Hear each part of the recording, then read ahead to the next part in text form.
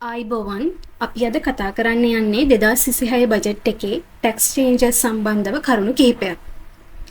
මේ වීඩියෝ එක බලලා වීඩියෝ එක හොඳයි නම් ලයික් එකක් දාලා කමෙන්ට් කරලා අපිව සබ්ස්ක්‍රයිබ් කරන්න. මුලින්ම අපි කතා කරන්නේ ඇස්ටිමේටඩ් ටැක්ස් රෙවෙනියු එක ගැන. 2026 අවුරුද්දට රජය 14.2% ටැක්ස් රෙවෙනියු එකක් බලාපොරොත්තු වෙනවා GDP වැලියු එකකින්. GDP වැලියු එක කියන්නේ 2026 අවුරුද්දට අදාළව මුළු භාණ්ඩ හා සේවා නිෂ්පාදනවල වටිනාකම. එතකොට ඒ වටිනාකම 14.2% තමයි ගවර්න්මන්ට් එක ටැක්ස් රෙවෙනියු එක විදිහට බලාපොරොත්තු වෙන්නේ. ඊළඟට අපි කතා කරන්න යන්නේ direct and indirect tax ratio එක වෙනස් වීම ගැන. ඒකෙදි දැනට පවතින ටැක්ස් කලෙක්ෂන් රේෂියෝ එක වෙනස් වෙන්නේ ඩිරෙක්ට් ටැක්ස් එක 25% විදිහටත් ඉන්ඩිරෙක්ට් ටැක්ස් එක 75% විදිහට. මේ රේෂියෝ එක 40% සහ 60% විදිහට මේ අවුරුද්දේ බජට් එකෙන් වෙනස් වෙනවා. ඒ කියන්නේ ඩිරෙක්ට් ටැක්ස් කලෙක්ෂන් එක වැඩිපුර බලාපොරොත්තු වෙනවා.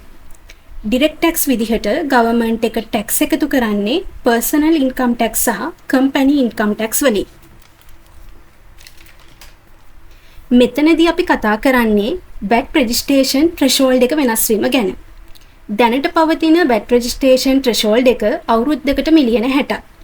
එතකොට මාසෙකට මිලියන 5ක්. ඒ කියන්නේ මාසෙකට මිලියන 5කට වඩා වැඩි සේල් එකක් තියෙනවා නම් ඒ කම්පැනි එක VAT වලට රෙජිස්ටර් වෙන්න ඕනේ.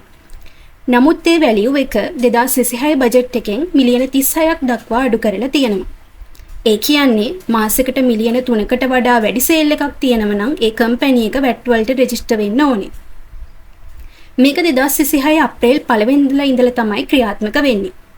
ඊට අමතරව ෆැබ්‍රික් ඉම්පෝර්ට් කරනකොට සෙස් ටැක්ස් එක අයින් කරලා VAT ටැක්ස් එක ඇතුළත් කරලා තියෙනවා. ඒ වගේම කොකනට් සහ ෆාම් ඔයිල් ඉම්පෝර්ට් කරනකොට VAT සහ SSCL ඇප්ලයි කරලා තියෙනවා. ඉතින් මං හිතනවා මේ වීඩියෝ එකෙන් යම් දැනුමක් ලබා ගන්න ඇති කියලා. අපි අලුත් වීඩියෝ එකකින් හමු වෙමු. Thank you.